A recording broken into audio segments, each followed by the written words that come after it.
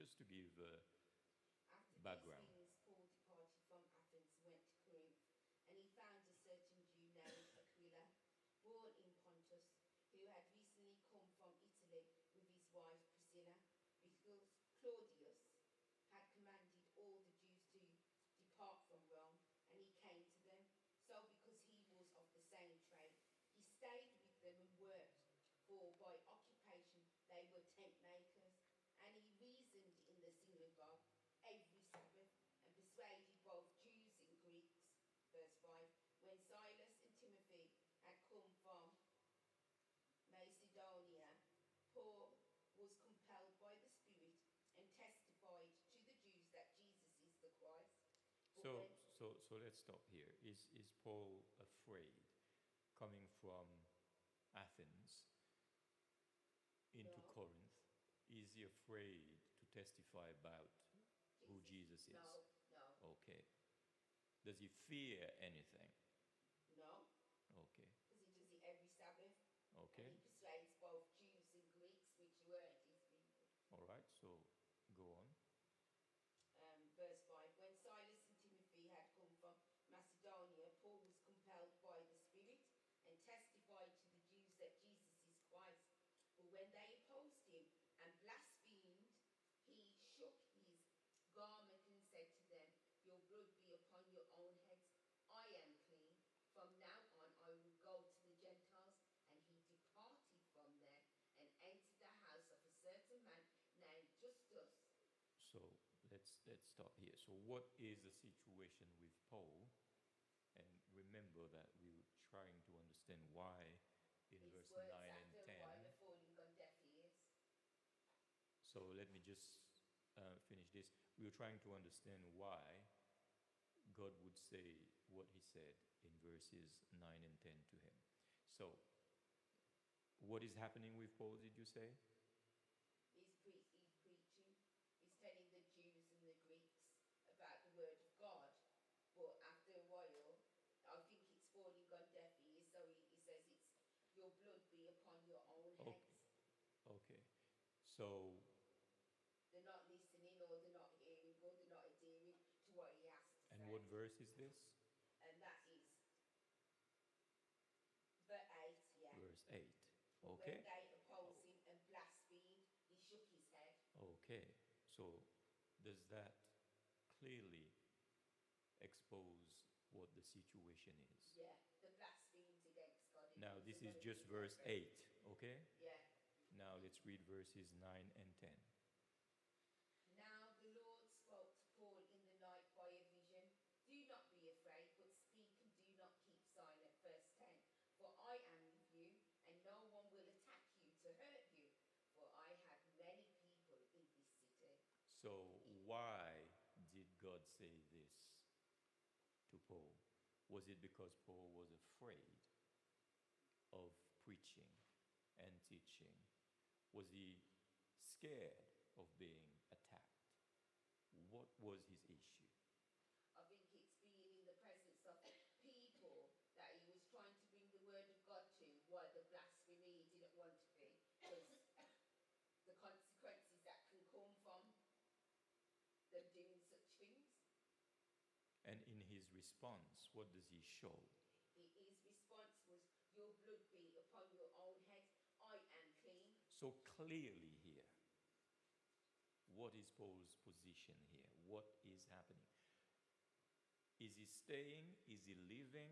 No, he's leaving because he's moving. Okay, so what is the message that God gives him?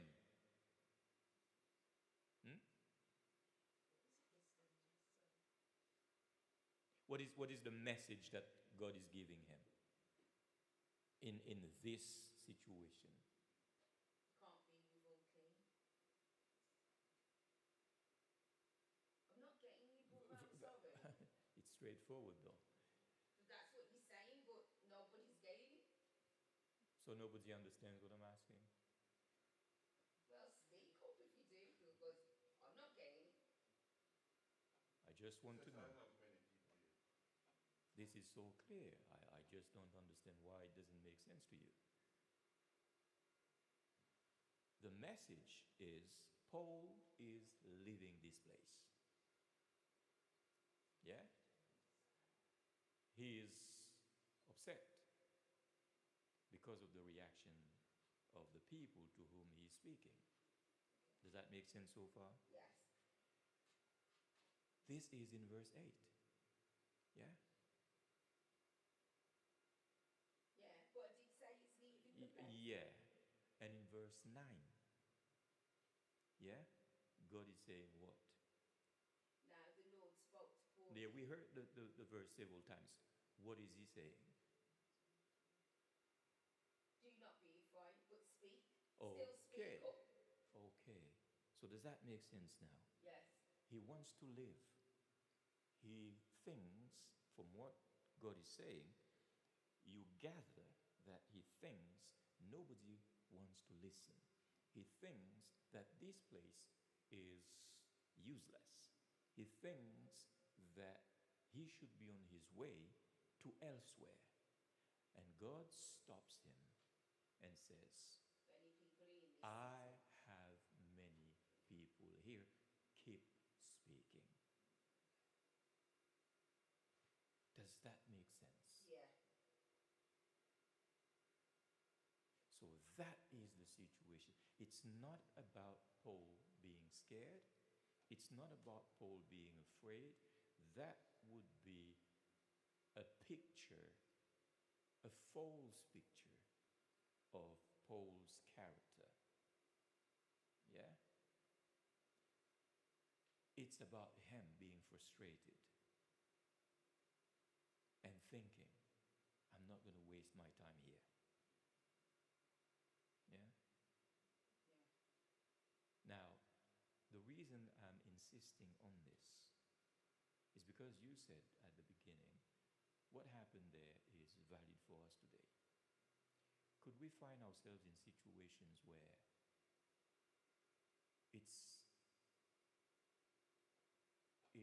it looks like it's a waste of time, energy, exercise, effort, everything. Yes. And we only want to move from those places where we find ourselves because it's a complete waste of everything. So You were saying this morning, let's bring this home. You were saying this morning that it's really bad. What were you talking about? when I say it's really bad, because the things are already happening. People are being persecuted. They want to speak up. Look what's going on in the prime example I was thinking about this morning when I was. No. You were talking about how many of us in this church and what is happening. No. That's what you were talking about. Yeah. Yeah? So, is it possible that you would feel, I don't want to be here? Yes. Yes. Does that Mirror this. make it? Yes. Does that make it relevant?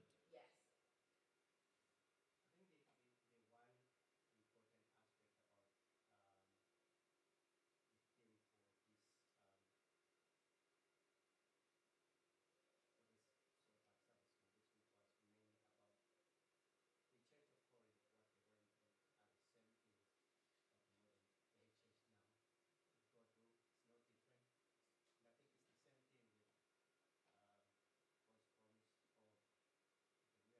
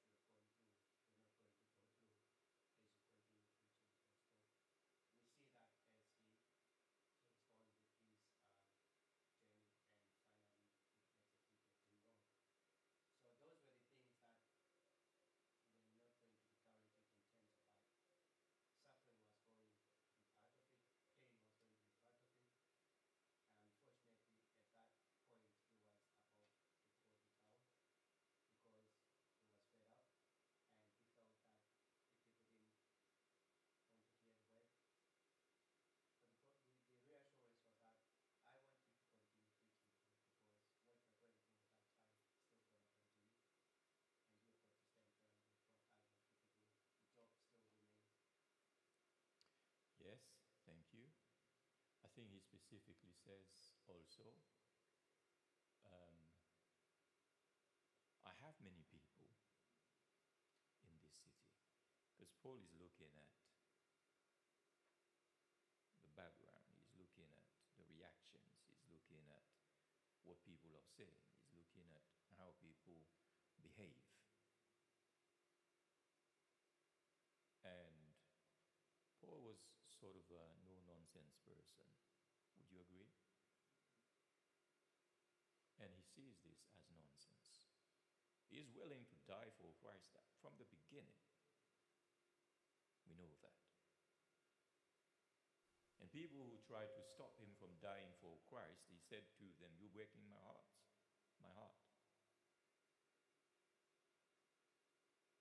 With your crying and pleading and not going. Please." So he is determined. But in this situation, these verses 9 and 10, and because this is a study that will last for 13 Sabbaths. It's a series on 1st and 2nd Corinthians. This is an opportunity for us to understand as much as possible about why we have these two books in the Bible. And bank on that. So we need to make an effort to really dive into the issues every week that will come up. At this point, the church in Corinth is not formed. Acts 18 here. Paul has just arrived there. We need to get this as a basis. He's just arrived there. He's arrived from Athens, like it is said in verse 1. And he goes around trying to speak to. Who are the people he speaks to? What does the text say? Who are the people he speaks to? No, these are acquaintances and fellow workers. Who does he go to speak about Jesus? Jews and Greeks. What verse is that? Sorry? Verse 4. So verse 4, can you read it for me, please? And he reasoned in the synagogue every Sabbath and persuaded both Jews and Greeks. Okay. That's of chapter 18. Let's clarify a little thing. This is just an introduction to these books, and as I said, we need to get it as right as possible from the start so that we can move on nicely into understanding what these books are, why we have them. Who are the Greeks and the Jews, or the Jews and the Greeks? Do we know who they are and what they were about? Because he goes and speaks to them. Why does he go and speaks to them?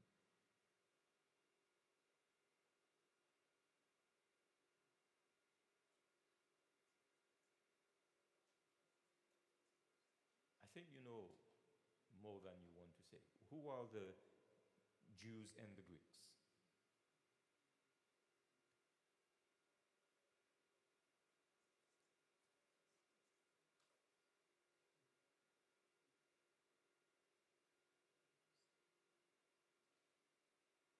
Was it those people seeking asylum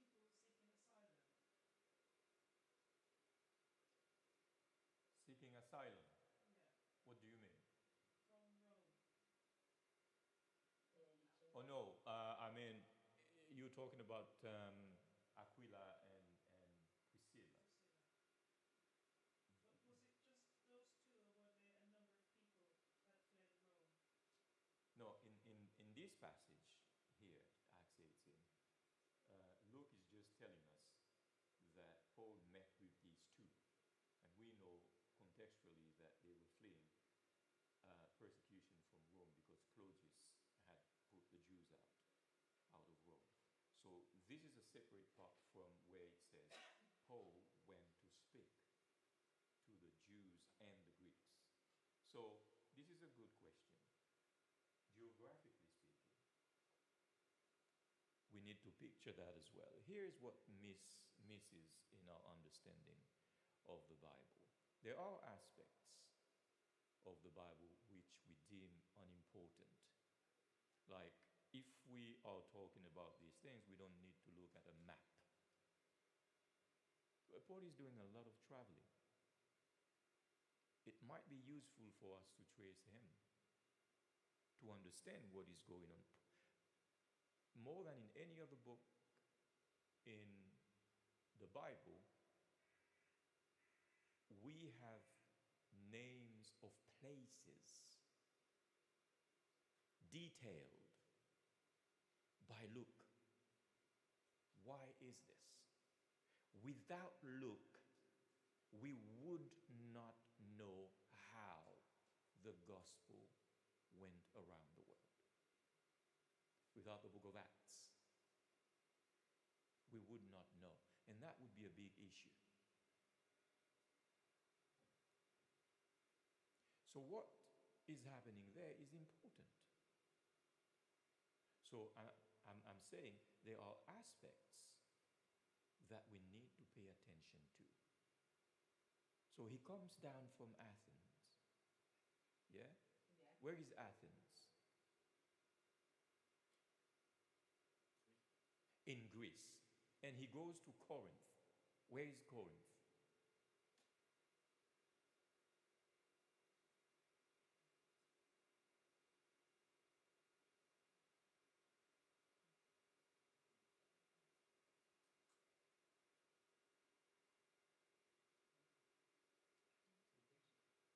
Sorry? It's in Greece. In Greece. Are you sure? I think so. You've Googled it? Just thinking, he's obviously traveling from one end of Greece to the other end. Okay. So, what I'm saying is, I'm just trying to excite your interest for these things because it's important.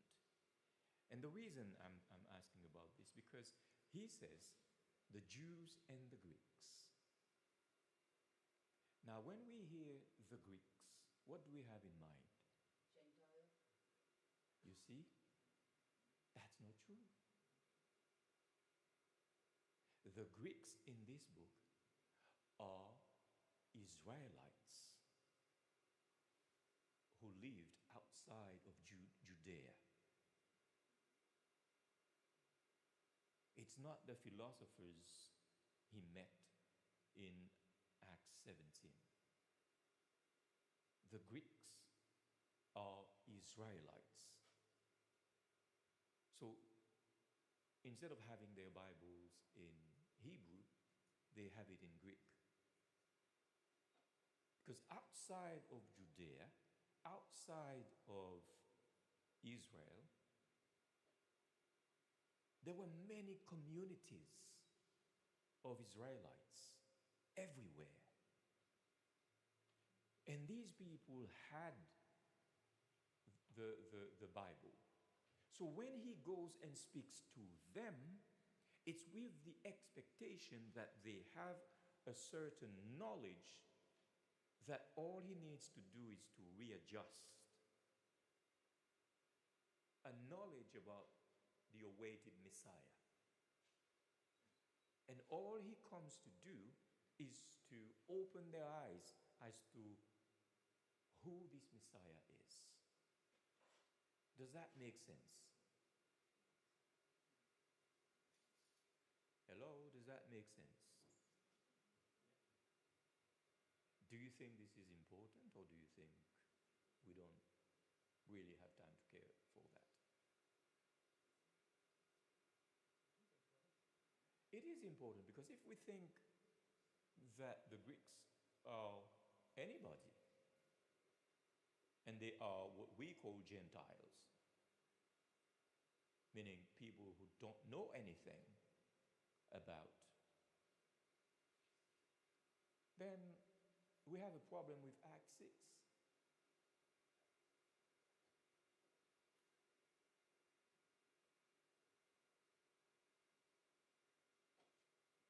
When the widows of the Greeks complained about being discriminated against in the church,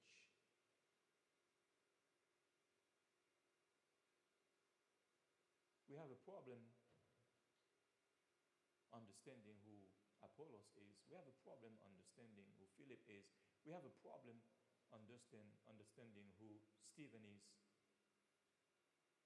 And all these people.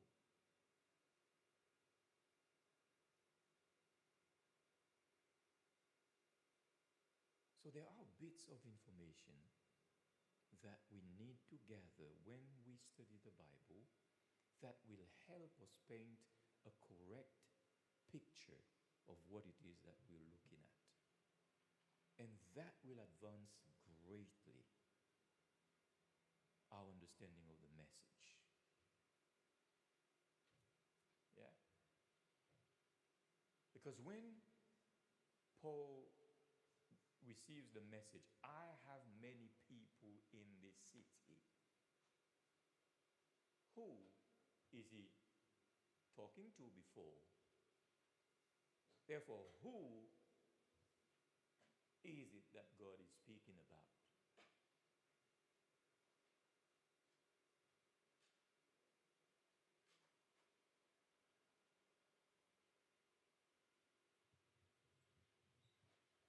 These are two questions.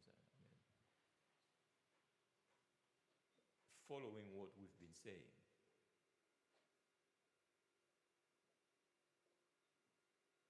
is God not saying, I have many Israelites in this city?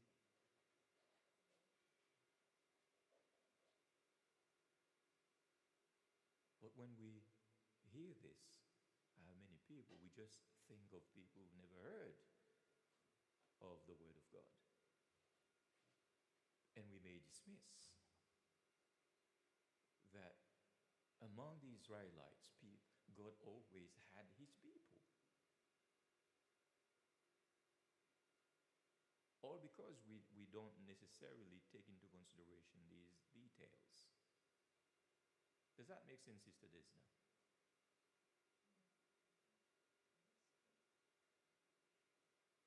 Okay, so these are bits of information that we need. How this church was founded. Now, moving on to the church itself now. Why is Paul writing these two letters? Remember, this is the basis. This is the basis for continuing a study on 1st and 2nd Corinthians for 13 Sabbaths consecutively. So I think the question is appropriate. Why is Paul writing these two letters?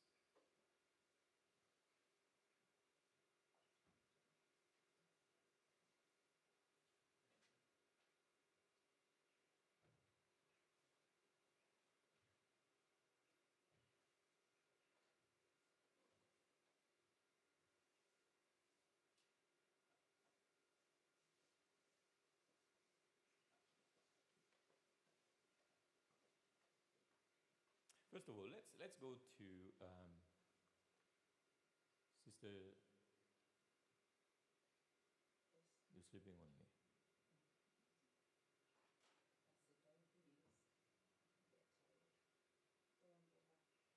So I asked the question, why is Paul writing these two letters? What is the reason why? But as you think about it, let's read 1 Corinthians 1 1.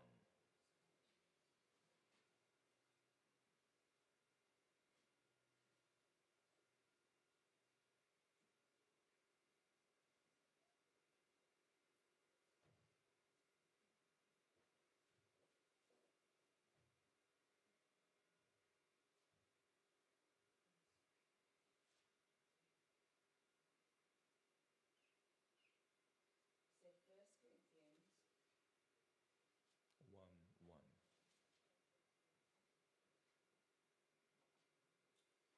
Going to read that aloud, sister?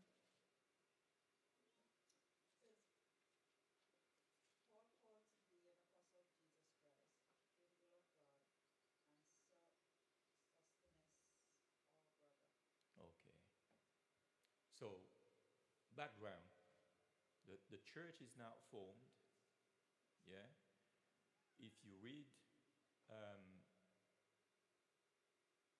Acts 18,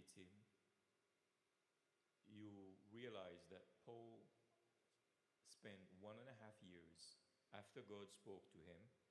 He spent 1.5 years there preaching, teaching, exalting, and doing everything. And now the church is established.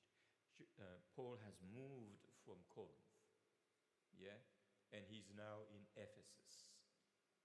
And from Ephesus, he writes this.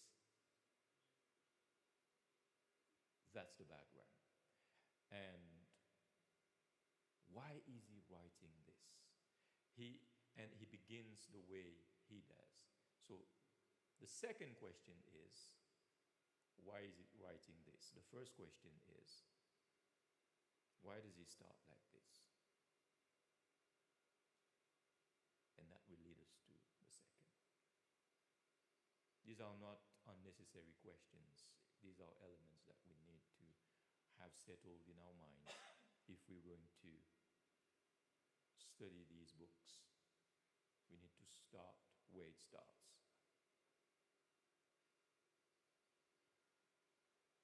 Why is he starting like this?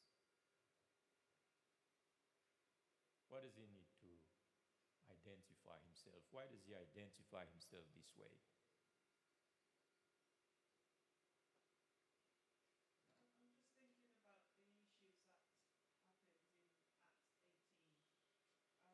the issues that happened in Acts 18, how they brought him to the council. There were people who rejected him, who did not want to hear him. He said he claimed that God's blood be upon your head because of your rejection. And there might have been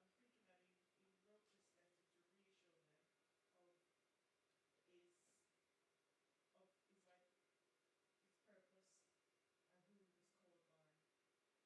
of his his purpose and who he was called by, and to reassure them that the gospel that they are upholding, that was preached by Paul,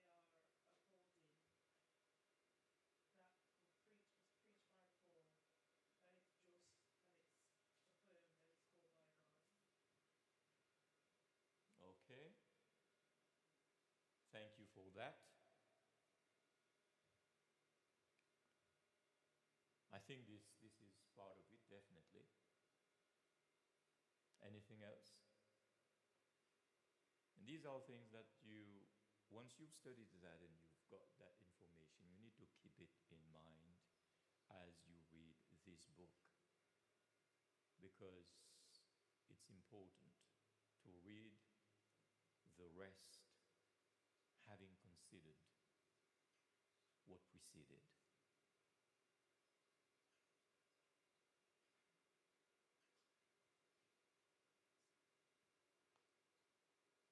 What kind of church was the Corinthian church?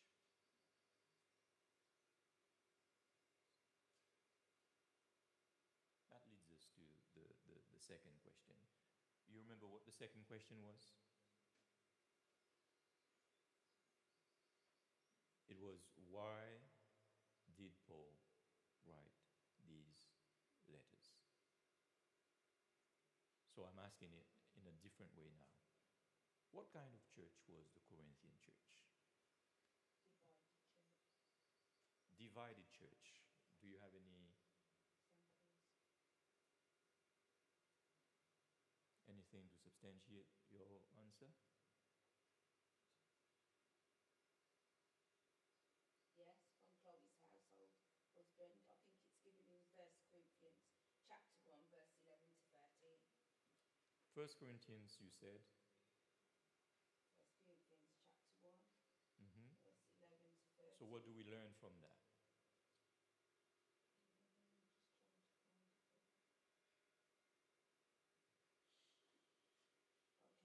Just trying to find it there. Okay. For it has been declared to me concerning you, my brethren, by those of Chloe's household, that there are contentions amongst you. What was the other verse I had?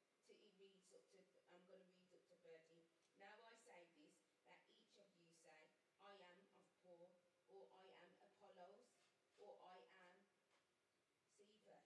Is that, am I pronouncing it right? Or I am Christ. Is Christ divided? Was Paul crucified for you, or were you baptized in the name of Paul? So the first thing we hear from him is what? And the question, remember, is why he wrote these letters. And this question is important in terms of how we are going to apply the knowledge that we gather here. So, what is the first thing that we hear? Troubling news from Chloe's husband about fractioning in the church itself. Okay. Is Sister Shalene alone in this church? So please, let's participate, because we read first and then the information is there. You can just respond from what we're doing together. So the first thing we hear is that this church is divided. Yes. What is the division about? False teachings. Sorry? From the verses that we read.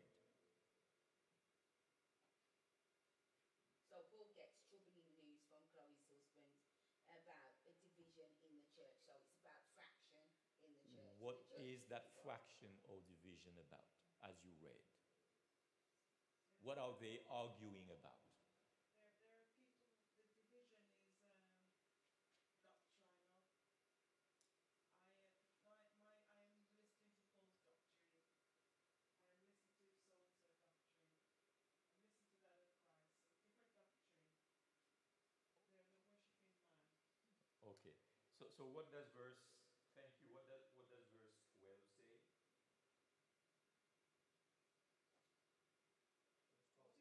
I say that every one of you say, I am of Paul, and I am of Apollos, and I am of Cephas, and I of Christ. Okay. What is that about? I would say different religious beliefs. You can't be all of them. Okay. And verse 13, what does it say? It says, is Christ divided?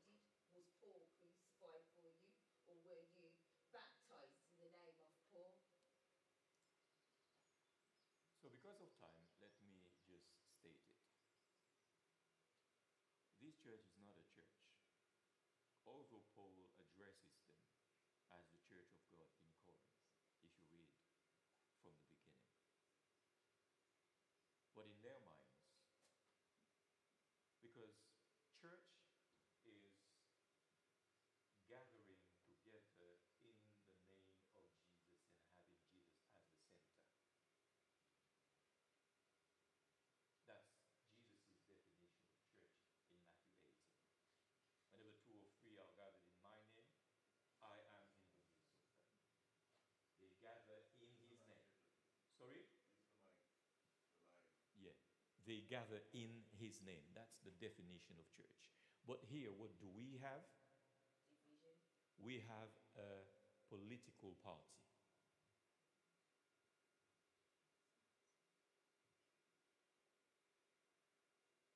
they have different leaders they identify with.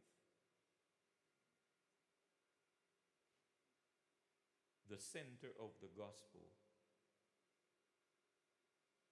is not their preoccupation. Who is the center of the gospel? Christ is center of the gospel. Is that the reason why Paul is asking, did Paul die for you? Yes. Whose name we baptized in. And if you go on, Paul says, I'm glad I baptized none of you.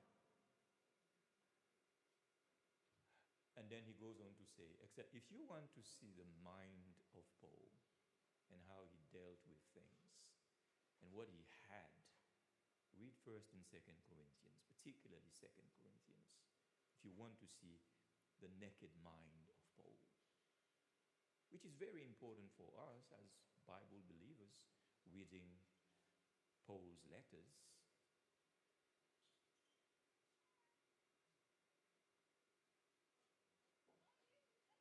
So there are divisions along the line of who do I belong to while expelling Jesus from the church.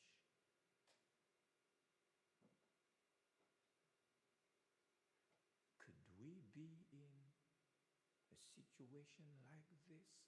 Yes, sister. I think growing up in the church, I've seen this a lot. Um, there are people who have issues with ministers. One minister come in and a group of people like that minister,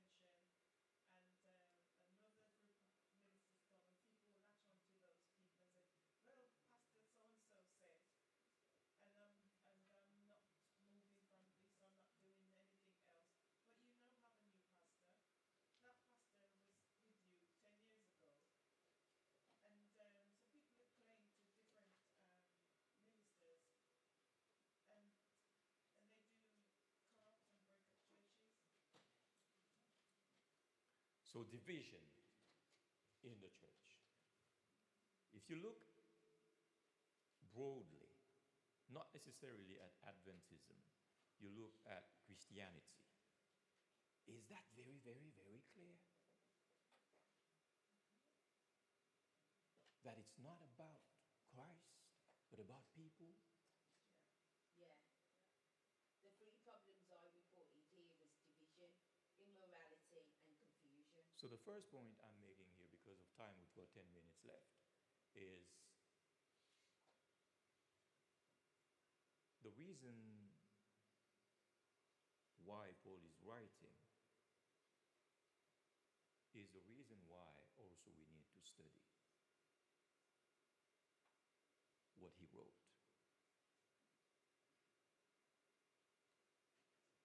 Does that make sense? Yes.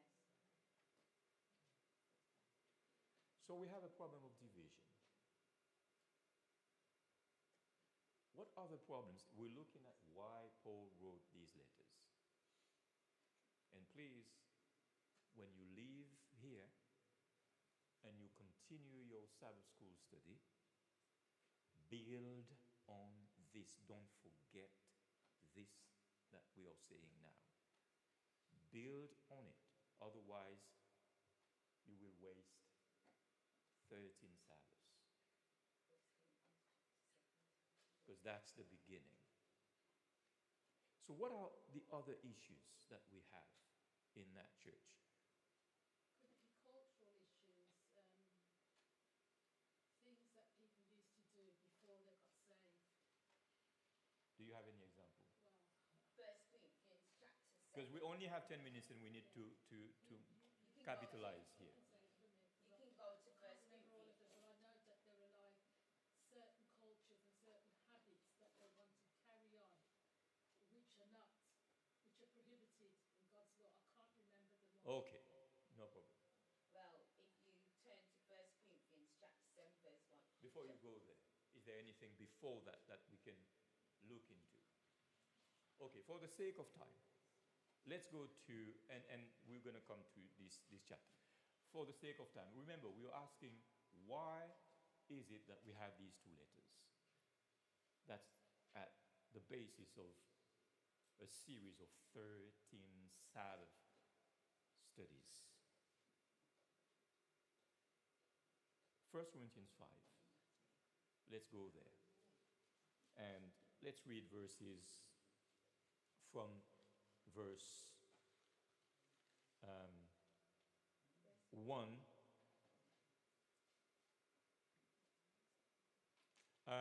Before even we go there,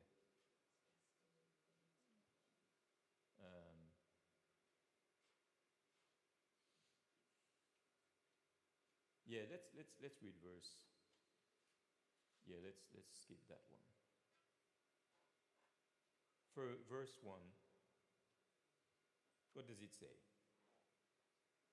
Are we talking about chapter 1? No, chapter 5. Verse It 1. is reported commonly that there is fornication among you, and such fornication is not so much as made amongst the Gentiles, that one should have his father's wife. Why is Paul writing this letter to this church?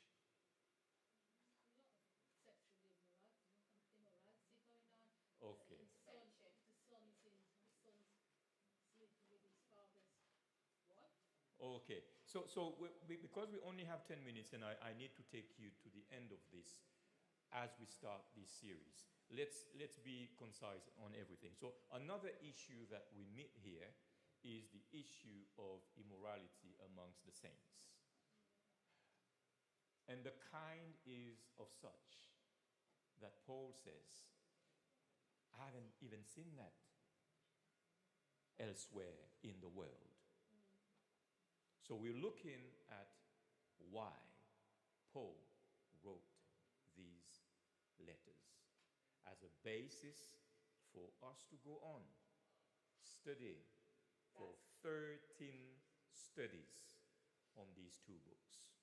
That's covered in chapter 5, verse 11 for Okay. immorality. What other issue do we have? Why he's writing this letter? Is it this specific letter? Because I know that there were problems with meat. About There were like eating meat that prayed to idols before they ate it and things like that. Okay, so in 1 Corinthians 8 we have this issue coming up. In 1 Corinthians 6, let's have a look. I want to take you verses 5 and 6. What do we have? chapter 1, verse 6. No, chapter 6, verses 5 and 6. What do we have? We've got a few minutes to cover this, so let's be quick, concise, precise, and effective. Can you read these texts for me, please? Verses 5 and 6. I say this to your shame. Is it so that there is not a wise man amongst you, not even one, who will be able to judge between his brethren? Verse 6. But brother goes to law against brother, and that before unbelievers. So, is that another issue that we have here? Taking one another to court. Okay. Rather than allowing God to deal with the situation. So he is saying, there is no wisdom among you. Yeah. He is saying, there isn't one person, or he's asking the question, is there not one person in this church who has a bit of wisdom?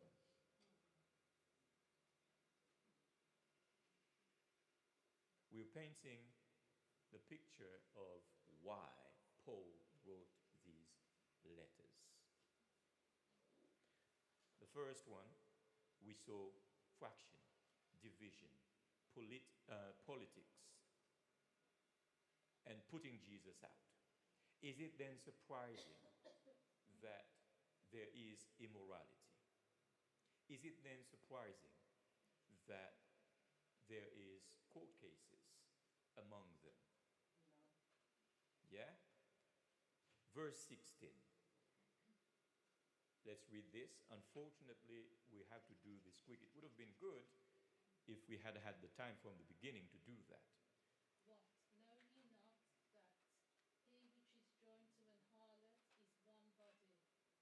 For two, saith he, shall be one flesh. But Okay. he that is joined unto the Lord is one spirit. Okay. So, what is this issue now? God isn't centralized in their lives. Well, the issue is, Is it fornication? yeah, different type of one. Of this one is the brothers use prostitutes.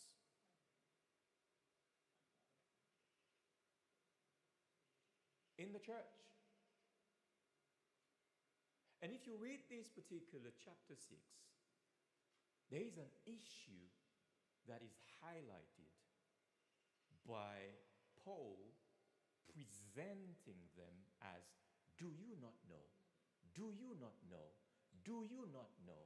Do you not know? We don't have the time to go through this.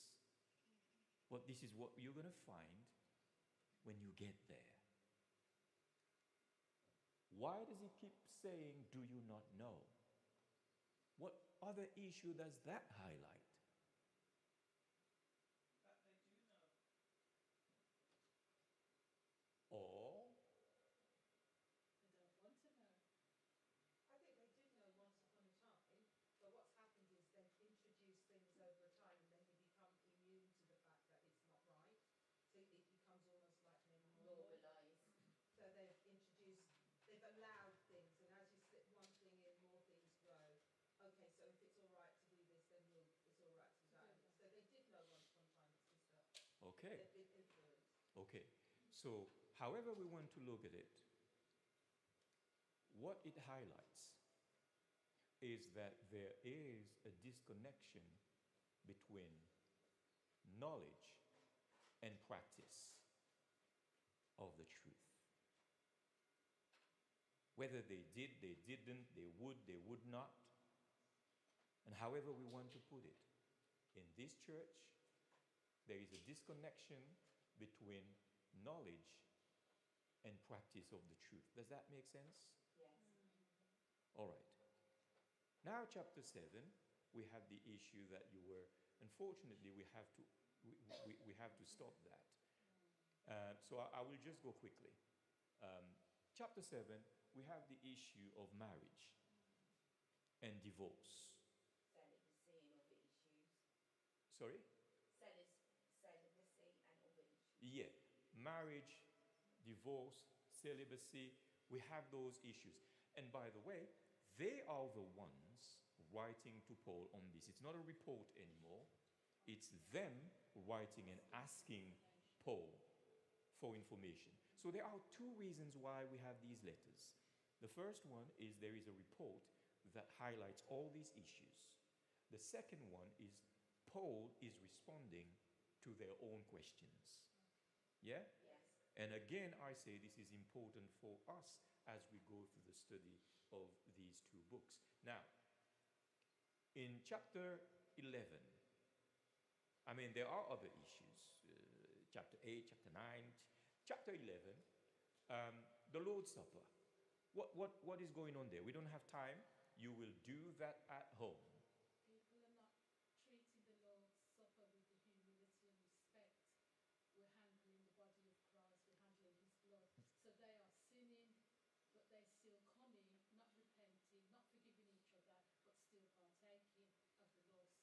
There is no discernment, in other words, of what it is that they're doing in terms of the sacredness of it. So, there is, they have villainized, if you like, they have demoted, they have made, they have desecrated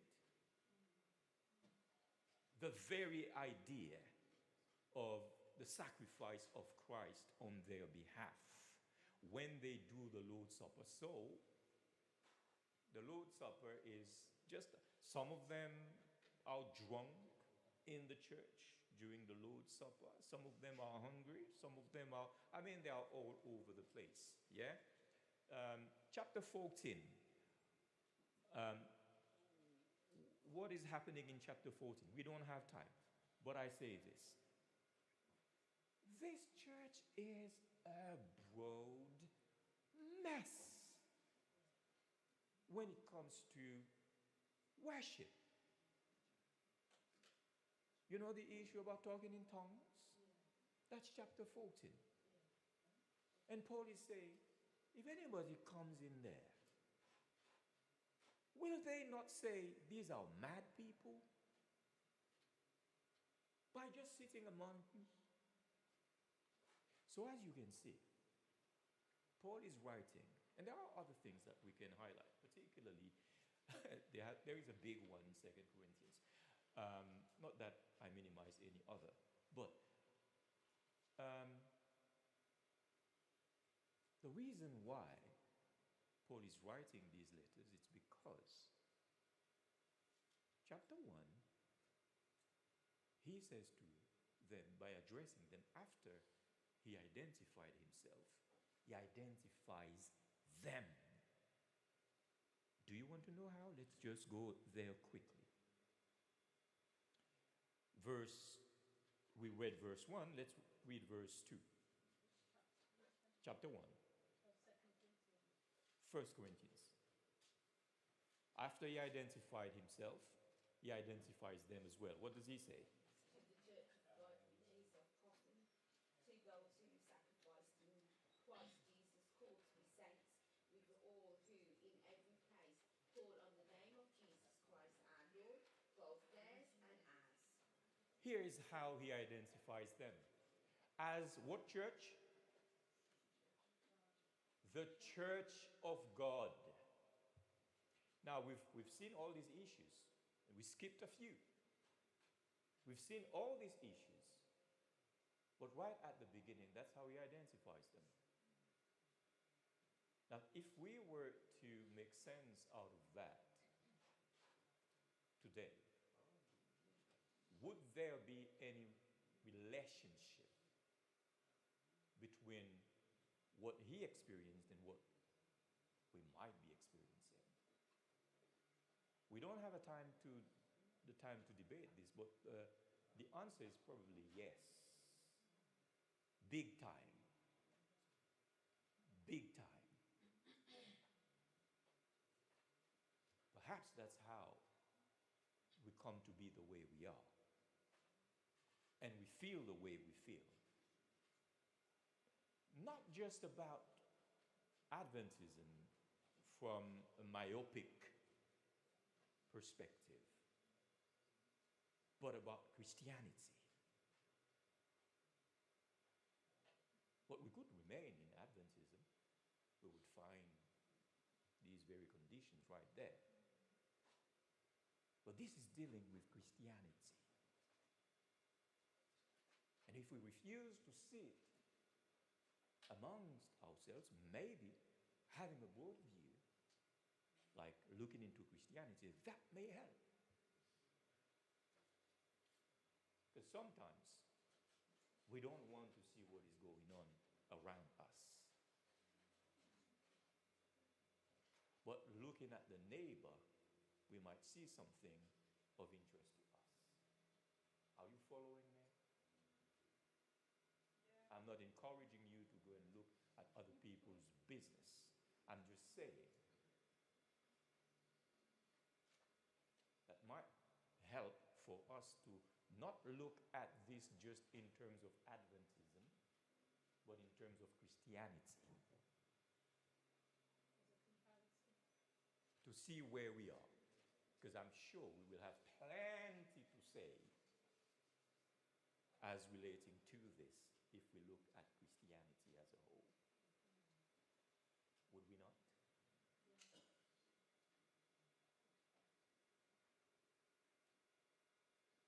So, 13 studies beginning this Sabbath. Here is the opportunity understand why we have these two books and what value they have for us. But I want you to live with something in mind. Let's read 2 Corinthians chapter 2, verse 4, please. And why is that important? Before you read this, sorry. As I said, you with me? It is important for us, we're concluding here. It is important for us to understand the ins and outs of what we're looking at when it comes to the Bible. We don't study the Bible for no reason. We study the Bible so that our lives may be touched by what the Bible has to say. When I was growing up, I grew up in the church. As a teenager, I was very involved. Always have been.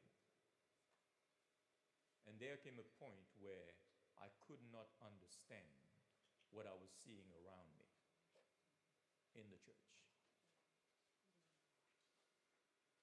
And I had a lot of questions. And do you know how those questions were put to bed? God led me to read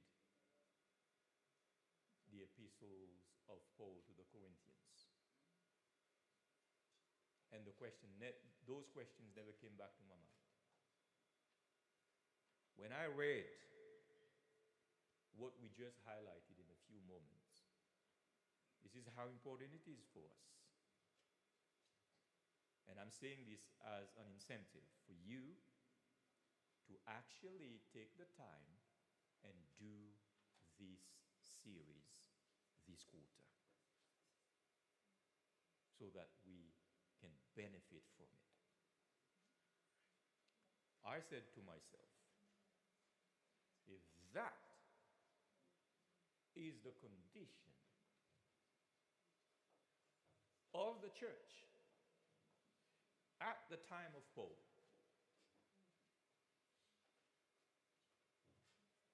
and the church didn't die, I'm secured.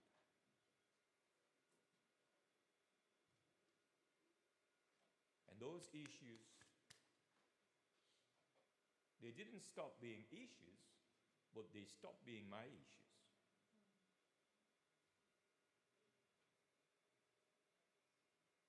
Second Corinthians 2, verse 4. For out of much affliction and anguish of heart I wrote unto you with many tears, not that ye should be grieved, but that ye might know the love which I have more abundantly unto you. Those letters were motivated by love, regardless of what you're going to read in this. And as I said to you, if you want to see the naked mind of the guy who wrote these letters, he was a human being. And he wrote most of the New Testament. Read these two letters. And that will help you understand most of what he wrote in the New Testament. Out of 27 books, I think, in the New Testament, Paul is the one who wrote the most as a single person. Something like 11 books.